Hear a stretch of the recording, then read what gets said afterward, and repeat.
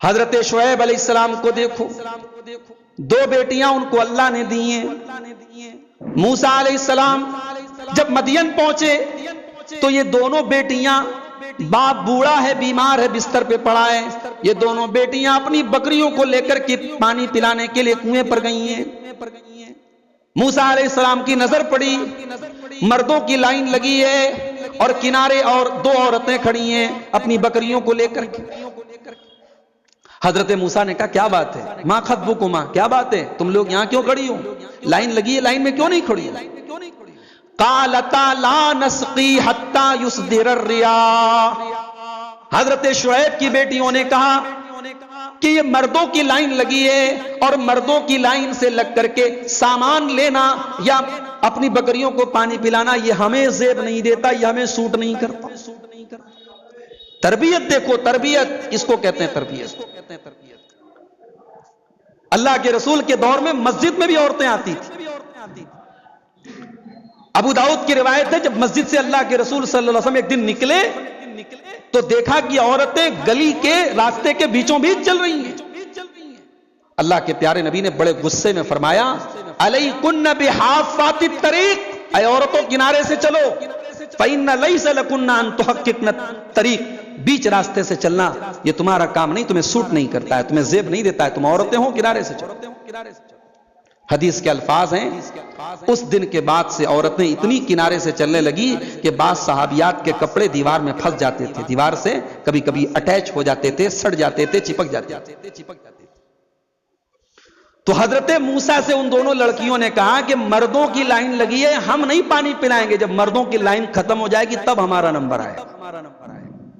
حضرت موسیٰ نے دیکھا لمبی لائن لگی ہے، پتہ نہیں کب ان کا نمبر آئے گا۔ بھوکے پیاسے تھے، لمبا سفر کر کے آئے۔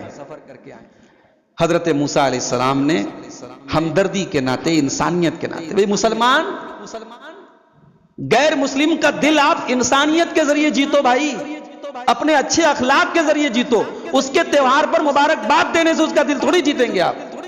یہ کس نے آپ سے کہہ دیا؟ اس کی مٹھائی کھائیں گے تب آپ دل جیتیں گے، اس کے تہوار پر شبھ کامنا دیں گے تب دل جیتیں گے؟ دل انسانیت سے جیتا جاتا ہے، دل اخلاق سے جیتا جاتا ہے۔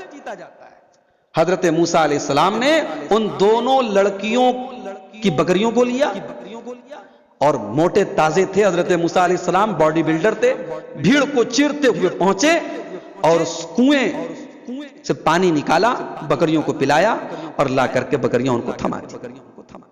اب دونوں لڑکیاں اپنے گھر گئیں۔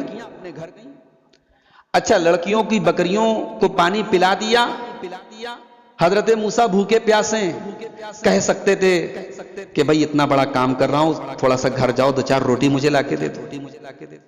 مگر اللہ کے نیک بندے جب نیکی کرتے ہیں نا تو وہ اس اصول پر عمل کرتے ہیں، نیکی کر دریا میں ڈال۔ نیکی کر کے ہم نے بدلہ مانگ لیا تو کون سی نیکی کر لی بھائی؟ نیکی تو وہ نیکی ہے کہ نیکی کر کے بھول گئے کہ کب ہم نے کس کے ساتھ نیکی کی۔ حضرت موسیٰ بھوکے ہیں، پیاسے ہیں، مانگ سکتے اپنا حق، مگر نہیں، ان کو پانی پلایا، ان کی بکریاں ان کے حوالے کی، اب پیڑ کے نیچے آ کر کے بیٹھ گئے اور کہتے رب انی لما انزلت الی من خیر فقیر، پروردگار تیرا خیر چاہیے، تیرا کرم چاہیے، بھوکا ہوں، پیاسا ہوں، بے سہارا ہوں، تیرا سہارا چاہیے۔ ادھر حضرت موسیٰ دعا کر رہے ہیں، ادھر اللہ تعالی حضرت موسیٰ کی دعا کی قبولیت کا انتظام کر رہا ہے۔ قرآن کہتا ہے فجاءتہ احداہما تمشی علی استحیاء۔ ابھی موسیٰ علیہ السلام کی دعا مکمل ہوتی ہے کہ دونوں لڑکیوں میں سے ایک لڑکی شرم و حیا کے ساتھ شرماتے ہوئے چلتے چلتے آ رہی ہے۔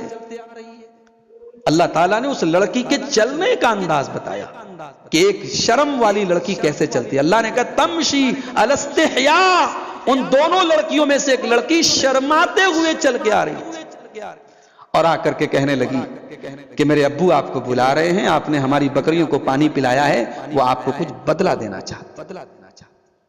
تو یہ ہوتی ہے تربیت، اپنے بچیوں کو، اپنی بیٹیوں کو بچپن سے حیا کی تعلیم۔ یہ نہیں ہے کہ بھول جائیں ہم، بھئی ہمیں اپنی بیٹیوں پر بڑا بھروسہ ہے، ہماری بیٹی کہاں جاتی ہے ہم نظر نہیں رکھتے، ہم پوچھتے نہیں، ہمیں اپنی بیٹی پر بہت بھروسہ ہے۔ بھائی بیٹی پر بھروسہ ہے، شیطان پر تھوڑی بھروسہ ہے، شیطان پر کس کو بھروسہ ہے؟ اسی لیے حضرت میمون ابن مہران نے جب امام احمد ابن حنبل سے پوچھا کہ کیا کوئی مرد کسی عورت کے ساتھ اکیلے میں رہے، تو کہا کہ نہیں، حرام ہے، نہ رہے، اگرچہ قرآن پڑھانے کے لیے بیٹھے تب بھی نہ رہے۔ جوان بیٹی ہے تو کسی مرد ٹیوٹر کے ذریعے اس کو قرآن نہ پڑھایا جائے، فتنے کا دروازہ ہے۔ اس دور کا سب سے بڑا اللہ کا نیک بندہ ہو اور وہ عورت اس دور کی سب سے بڑی اللہ کی نیک بندی ہو، لیکن اگر وہ مرد ہے اور وہ عورت ہے تو بیچ میں تیسرا شیطان ہے۔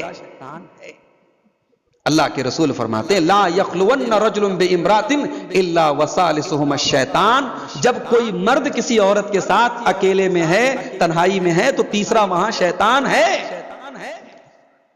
فرانس کا ایک شہر ہے گولن، وہاں ایک عورت کا فیملی ڈاکٹر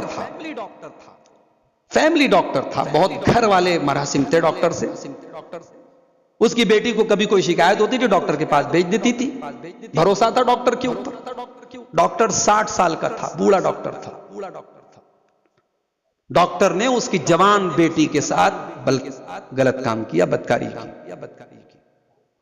اور جب اس معاملے کا راز کھلا تو اس لڑکی نے میڈیا میں آ کر کے یہ بیان دیا کہ میں اپنے ملک کی تمام عورتوں سے کہنا چاہتی ہوں کہ اپنی بیٹیوں کے حق میں کسی پر بھروسہ نہ کریں، اپنی بیٹیوں کو بغیر گارجین کے ساتھ میں جانے نہ دیں۔ یہ وہ اصول ہے جو جناب محمد الرسول اللہ صلی اللہ علیہ وسلم نے 1400 سال پہلے بیان کیا کہ عورت سفر نہ کرے مگر محرم کے ساتھ۔